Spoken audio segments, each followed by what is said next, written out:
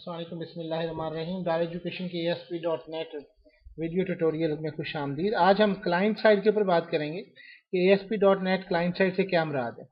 ASP.NET client side coding has to aspect, दो उसके aspects हैं जो हमें गौर करने हैं। एक तो ये कि क्लाइंट साइड स्क्रिप्ट कौन सा होना चाहिए और दूसरा है क्लाइंट साइड सोर्स कोड क्या है। It runs on the browser and in return खाली कमरों के दरमियान भटकती। पहले बात की कि कुछ चीजें जो हैं आपके सर्वर के ऊपर आपकी हल होनी है और कुछ आपकी ब्राउजर पे हल होनी है। जो ब्राउजर पे हल होनी है वो आपकी क्लाइंट साइड स्क्रिप्ट्स हैं। For example client side data validation which can catch invalid data. जैसे आपने एक समझ फॉर्म बनाया और उसमें आपने एज पूछी और एज के अंदर आपने किसी ने ABC लिख दिया, तो ये वैलिडेशन सर्वर पे चेक नहीं होनी चाहिए बल्कि क्लाइंट साइड के ऊपर ही आपकी वो बता दे। या जैसे कोई फील्ड खाली छोड़ दी जाए तो वो सारी इंफॉर्मेशन जाए सर्वर पे प्रोसेस हो, वो आपकी क्लाइंट साइड ब्राउजर उसी वक्त इसको इंडिकेट करे। And warn the user accordingly without making a round trip to the server. Round trip से बता देगा पहले सर्वर पे जाए, सर्वर वहां से भेजे और फिर बताए, वो उसी जगह पे इसको इन्फॉर्म कर देना चाहिए। Client side source code, ASP.NET pages generate this. For example, HTML source code of an ASP.NET page contain a number of hidden fields and automatically injected blocks of JavaScript code. पर आपके कदमों में पड़ी रहती है, आपका चमकता हुआ चेहरा देखते रहे। hidden fields होती हैं और जो इंजेक्ट कर रही होती हैं JavaScript वगैरह को, which keep information like view state or does other job to make the page work. Client side script. All ASP.NET Server control allow calling client-side code written using JavaScript or VB-Script. मैंने आपसे पहले कहा था कि अब आजकल JScript भी आ चुका है, VB-Script भी आ चुका है। स्क्रिप्टिंग से मुराद वो लैंग्वेजेस होती थी जो कि आपकी क्लाइंट साइड के ऊपर वर्किंग करती थी। Of an ASP.NET page contain a number of that information.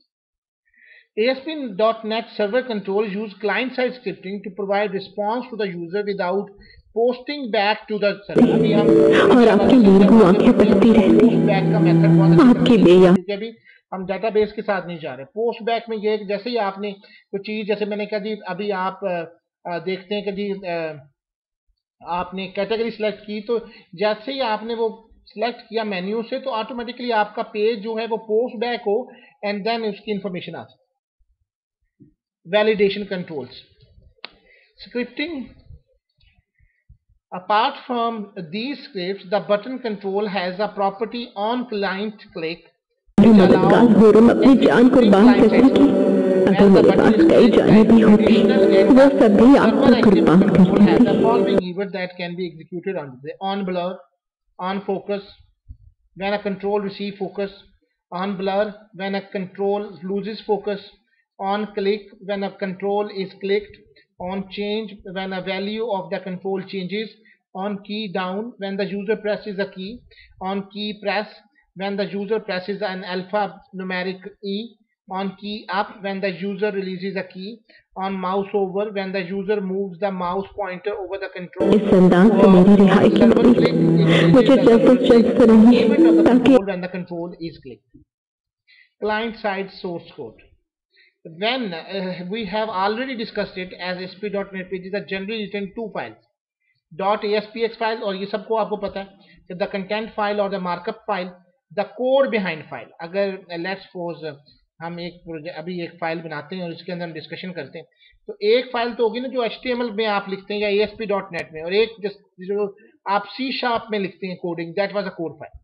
The content of the file contains the HTML or ASP.NET and literal from the structure of the page. इस जगह के ऊपर आपके जितने भी ASP.NET के कंट्रोल्स होते हैं या HTML के कंट्रोल्स होते हैं वो आते हैं। The code behind the file contains the class definition. At runtime, the content file is passed or transformed into the page classes. The class along with the class definition in the code file and system generated code together make the executable code that possesses all processed data. Consider the simple page. अब हम एक simple page बनाने जा रहे हैं और ये देखेंगे एक न्यू पेज और उसके पेज के पीछे हमने एक टेक्स्ट बॉक्स लेके इसकी कोडिंग करनी है और वो चीज कैसे होनी है।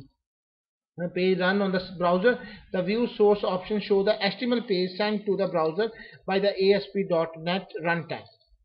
अब इसको हम बनाते हैं जी सिंपल पेज को, ब्राउज़र में आ जाएं, न्यू करें, वेबसाइट ले लें। मैंने आपको पहले बताया कि वेबसाइट में और इसमें एक सिर्फ ये फ़र्क है कि वेबसाइट में .sln नहीं होगा ऑब्जेक्ट, एम्प्टी वेबसाइट लेंगे चीज़ वही आएगी, अगर आप लेंगे तो फिर वो वेबसाइट के तौर पे आएगा। मैं इसको प्रोजेक्ट ही ले लूँ तो बेहतर है, क्योंकि एक SLN फाइल होती है वो उसको करते हैं। यहाँ से भी हम वेब पे आ सकते हैं, ASP.NET वेब एप्लीकेशन। मेरे हुक्मरान, मैं भीख मांगती हूँ, मुझे इसको मैं ASP.NET में लेके जाऊँ।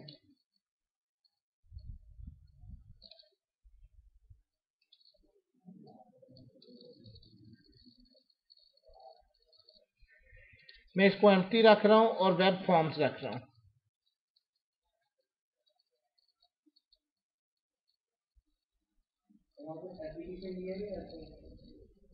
प्रोजेक्ट जी मैं नीचे आए, नीचे जी।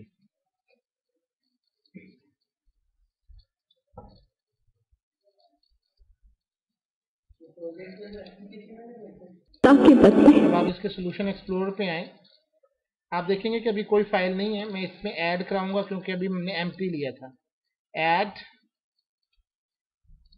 वेब फॉर्म, उसका नाम आप डिफ़ॉल्ट रख देंगे वेब फॉर्म, इसका नाम मैं डिफ़ॉल्ट रखूँ। अब ये जो एक्सटेंशन इसकी आएगी वो .aspx आएगी। ये फ़र्क याद रखना है, .asax किसी और चीज़ के लिए यूज़ होता है, .rex किसी और चीज़ के लिए, रिसोर्स फाइल्स के लिए, .aspx आपने लिखना। सो ये आपने देखा कि डिफ़ॉल्ट .aspx, तो ये ऑटोमेटिकली जो फॉर्म है वो आपके पास आ चुका है। मैं इसके अंदर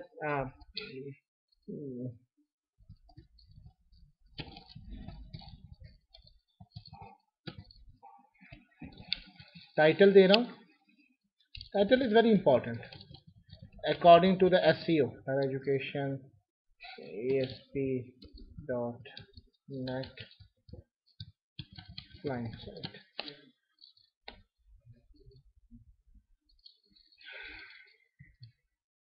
अब जैसे यहाँ देखें तो यहाँ पे फॉर्म के अंदर हम ASP टेक्स्ट बॉक्स ले रहे हैं और बटन ले रहे हैं। ऑन क्लिक के ऊपर बटन कंट्रोल जा रहा है और फिर मैसेज हम कर रहे हैं उसका जो भी हम डिस्प्ले करवाना चाहते हैं।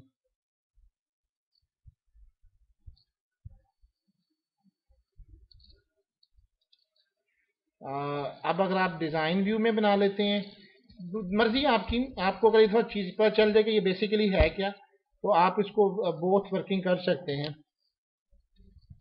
कंटैक्ट इंफॉर्मेशन,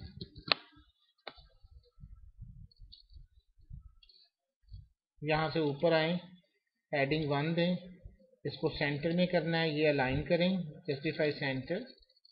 आपने इसकी कलरिंग देनी है, फोरग्राउंड कलर, ये फोरग्राउंड कलर यहाँ से चूज करें, यहाँ पे और कलर, अगर आपको कलर कोई पता है या कस्टम कलर्स हैं लाइक दिस, आप इसको ऐड टू कस्टम कलर इस तरह से होते हैं, आप इसको परफॉर्म करें। कॉन्टैक्ट इन्फॉर्मेशन आ गई। अगर आप इसका बैकग्राउंड देना चाहते हैं तो ये साथ वाला बैकग्राउंड है, ये अगर आपका ये ऑटोमेटिक आते हैं, ये देखें ना, ये आपकी वही CSS है जिसमें आपने PhD की थी सर अख्तर साहब से जी। कॉन्टैक्ट इन्फॉर्मेशन बन गई। इसमें मैं फॉर एग्जांपल इसको राइट साइड पे कर लेता हूँ और लेट्स कंट्रोल Z। अब मैं इंसर्ट करना चाह रहा हूँ इसमें टेबल, ये ऊपर देखें टेबल आ रही है, इंसर्ट टेबल, 2 रोज और 2 कॉलम्स, ये 2 रोज और 2 कॉलम्स बन गए। इसका फिर साइज आपने करना है तो लेट्स प्रोसीड। अब आप इसकी कोडिंग देखें सोर्स की, तो ये टेबल आपकी फॉर्म के अंदर ही आनी चाहिए। अगर आप चाहते हैं कि हेडिंग आपकी बाहर आए तो आप कोडिंग से इसको बॉडी से ऊपर ले जाएं। फॉर्म बहरहाल ज़रूरी है डिज़ाइन में आते हैं। अब यहाँ जैसे फॉर एग्जांपल नेम है, फॉर्म बनाते हैं नेम। अब आप टूल यहाँ से उठा लीजिए, क्या लेंगे, टेक्स्ट बॉक्स लेंगे। मैंने आपसे कहा था ये जो टेक्स्ट बॉक्स है ये HTML का है, और ये जो ऊपर स्टैंडर्ड आ रहा है ये ASP का है, हमें यही चाहिए। नेम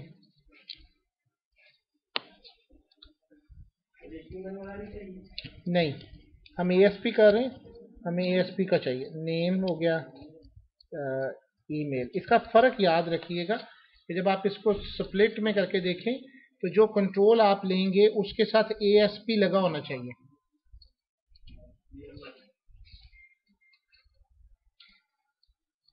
ये ज़रा गौर करें तो मैं ASP ले रहा हूँ फौरी तौर पे। नेम, ईमेल, एड्रेस, यही चीज़ आपने समझनी है कि जैसे मैं कंट्रोल लेता हूँ तो जहाँ देखें कि हिडन वैल्यूज़ हैं और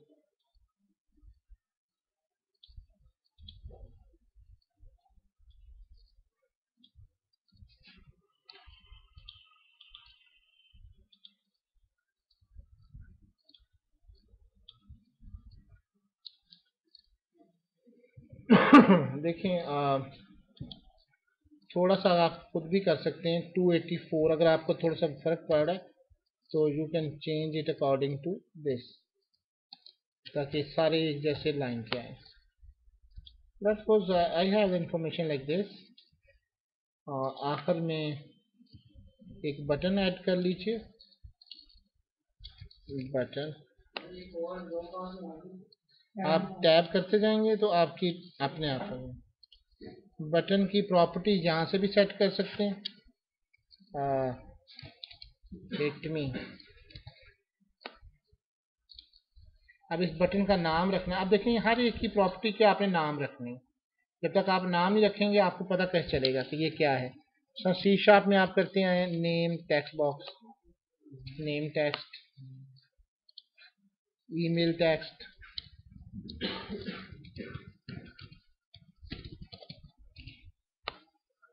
वेबसाइट हमेशा डिज़ाइन करते हुए तसल्ली से डिज़ाइनिंग किया करें।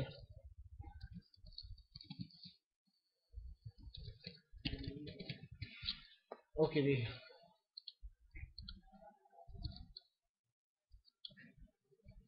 अब मैं यहाँ पे कोई डिस्प्ले कराना चाहता हूँ तो लेबल लूँगा मैं। लेबल,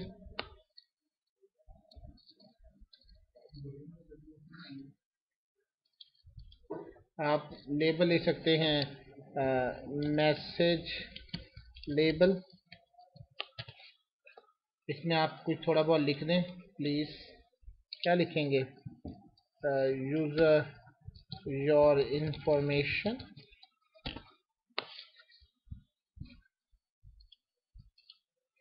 इसका उसी तरह से बैक कलर करना है, यहाँ से आके कलर कर लें, लेट्स सपोज ये।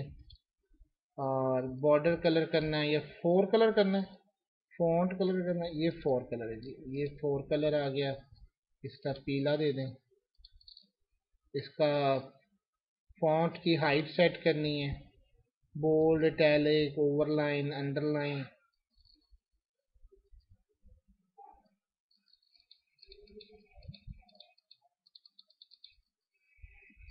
इसको विजिबल आप फॉल्स कर दें। शुरू में आपने इसको फॉल्स रखना है।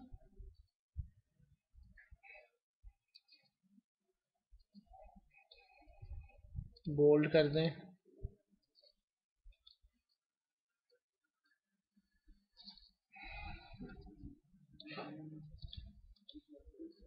और साथ में आप अब यहाँ पे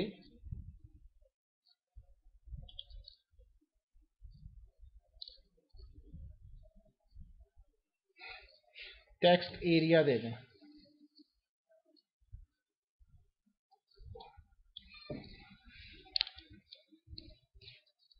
टेक्स्ट बॉक्स है, लेबल है।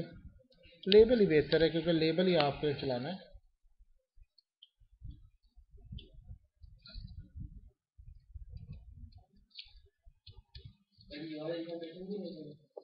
वो योर इंफॉर्मेशन भी लेबल है। इसके अंदर हम इसको भी विजिबल फाल्स कर देंगे और ये लेबल है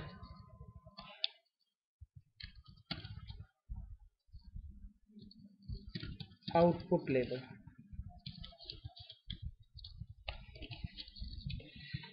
अच्छा जी, अब अगर आप इसको गूगल क्रोम में रन करें इस प्रोग्राम को, अभी इसके हवाले से देखिए, जो गौर करने वाली बात ये कि वो ASP लेबल लगा हुआ है, ASP डॉट लेबल है। अगर आप यहाँ तक इसको समझ जाएं तो बेहतर है, बाकी तो हम अभी सर्वर कंट्रोल्स के ऊपर बात करेंगे।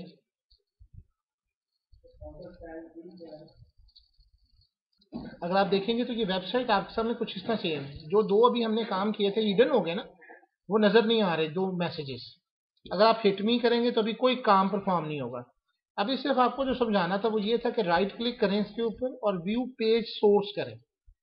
आप जरा गौर करेंगे कि यहाँ पे आपने हमने क्या वहां दिया हुआ था, ये पहला गौर करें, ASP.NET हिडन फील्ड्स आ गए, ये default.aspx नजर आ रहा है ना आपको। ये जरा गौर करें, क्या हमने व्यू स्टेट दिया था वहां पे? बेटा ये कोडिंग है ना आपकी, वहां पे तो आपने दिया ना ASP लेबल जी। ऊपर आके गौर करें ना, यहां से आपने स्टार्ट किया। आपने किसी जगह पे देखें ASP, यहाँ ID नेम टेक्स्ट आ रहा है, रन एट सर्वर आ रहा है ना, ऐसा ही है। लेकिन जब आप इसको व्यू करते हैं तो वहां लिखा आएगा view state underscore view state, और ये वैल्यू एक खास नंबर से जनरेट हो रहा है, नजर आ रहा है आपको, हिडन फील्ड। ये क्लाइंट साइड के ऊपर आ रही है। अगर आप देखें जरा तो किसी जगह पे भी अब आपको ASP.NET नजर नहीं आएगा, बल्कि आपको क्या नजर आएगा, इनपुट। आप लोग अपने अपनी स्क्रीन के ऊपर राइट क्लिक करके पेज व्यू सोर्स करके इसको कर देखें, और यही हमारा इसका टॉपिक था। अगर आप देखें तो यही चीज थी। Thank you very much and अल्लाह हाफिज़।